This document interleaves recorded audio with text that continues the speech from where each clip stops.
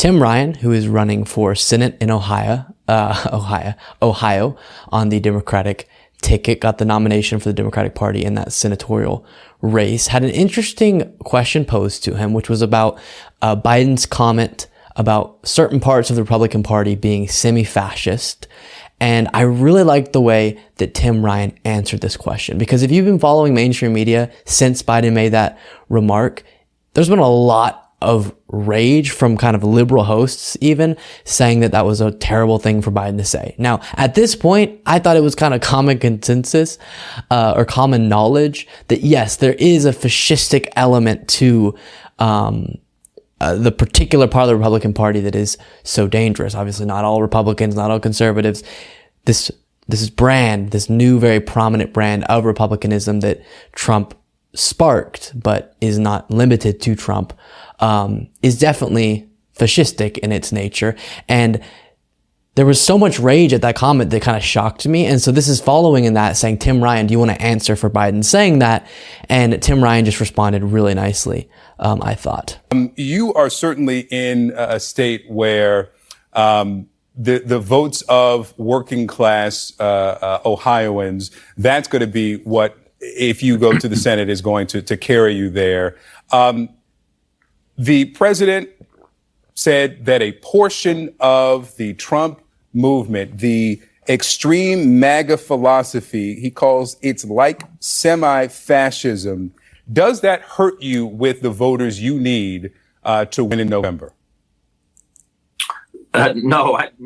Look, it's straight fashion. If you're storming the Capitol on January 6th, if you're beating the United States Capitol Police over the head with a lead pipe in order to overturn an election, if you are making bold steps to ban books and to do all of these things that are, even to the point where you want to control a woman's body, to the point where if a 10-year-old girl is raped, you say that the government should mandate that pregnancy. You have a Supreme Court justice saying they want to get rid of birth control, nullify marriages. I mean, what else would you talk about? How else do you explain this other than a small group of people who have hijacked the Supreme Court? They've hijacked state legislatures. And what they've done in the short term and what they're going to do in the long term is continue to hurt working class people. We're not going to have a great economy if we have a government that's interfering in everybody's personal life. They want to punish businesses where they don't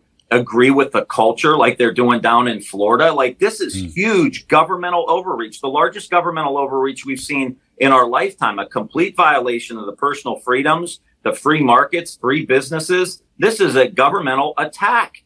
And so these people, you can call it what you want, but to me, it seems a lot like people who want to get a hold of the government and punish people and control people. And I will tell you that I'm traveling around Ohio, which is a purple state, back and forth, 88 counties, rural Ohio. People are fed up with the government overreach. They want the government out of their lives, and they want to go about their business. Okay, I'll stop it there. I love how he's framing this through the lens of conservatism, because first, it makes it harder for a Republican to argue against. But second, he is running in a very purplish red state, Ohio. And so I don't know why I keep wanting to say Ohio.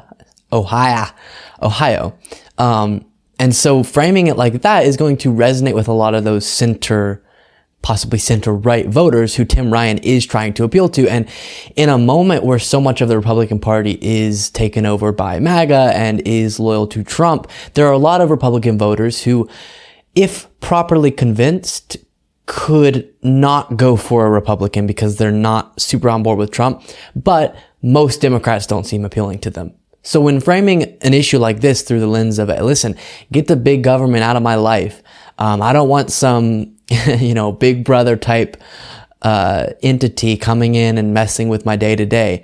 And that's what the Democratic Party stands for, is really fascinating. And I do believe at its core, much of progressivism is about maximizing individual freedoms. And so when talking about freedom, we kind of allow the right to take that word and brand themselves with it, and brand freedom, the only meaningful sense of freedom is when the government doesn't do anything for its citizens or does very little for its citizens. And I've always believed, wait, meaningful freedom would allow me to live some sort of life of dignity, right? And so if our societal body and organizational structure that we put together that we call government is able to provide some of those basic needs, some sort of safety net for its citizens so that they can go and live their best life and pursue the things that they want to pursue and build a happy, healthy family and be supported in that effort, then that's freedom to me, right? Are you really free if you're, whenever you come on hard times because of a medical incident that you're having to pay off, and your whole life gets burdened by this massive medical debt that you have? Is that meaningful freedom?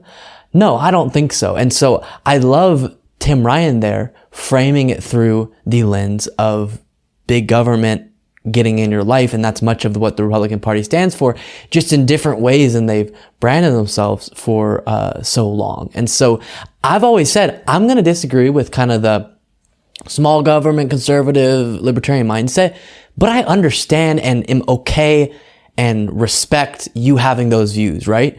That's why I love talking with much of the people in my life who I know are kind of like the older brand of conservatism that just has a little bit of the mindset of, even many past conservatives didn't even believe this, but the ones that do just for some reason have bad feelings towards the government running any sort of important program besides the police, whatever. Again, I think you're wrong. I would love to convince you, but that's not you being a horrible person. That's just us looking at the world and prescribing different things, right?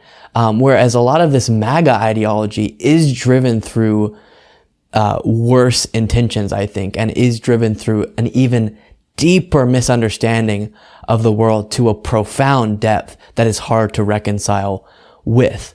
And so there's that part of his response that I liked. And then also, I like that he didn't back down. A lot of times whenever one person says something that's in pretty stark terms, like Biden did, saying the semi-fascism of the MAGA movement, someone else doesn't really want to be associated necessarily with that language, especially if they're running in a more moderate space. And so then they'll kind of wiggle and back off, but it doesn't benefit them at all because they're already going to be associated with that by being asked the question. And, this is your president of your party. What do you feel? And so then them trying to slime out of it doesn't really do anything. And I love how he answered with, it's actual fascism, not even semi-fascism, right? Was kind of the beginning of his answer.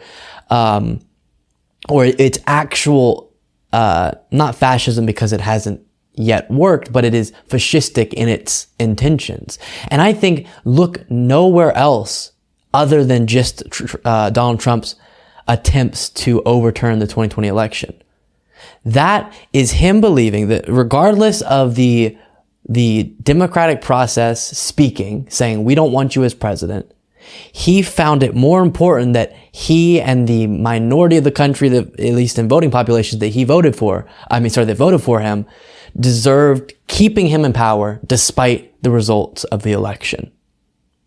Right? What could be more fascistic than that? What could be more fascistic than a president who chooses his own power and attempts to stay in power unconstitutionally above the legitimacy and integrity of our democracy? So I think not shying away from that was the right move from Tim Ryan, and instead listing off all the reasons why the Republican Party, or at least this brand of it, is so dangerous. So I really like that.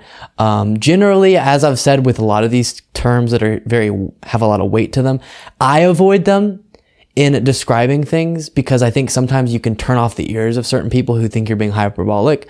And so what I'll do is explain all the reasons why that is the case without necessarily using the word that has a lot of baggage and is incorrectly used a lot.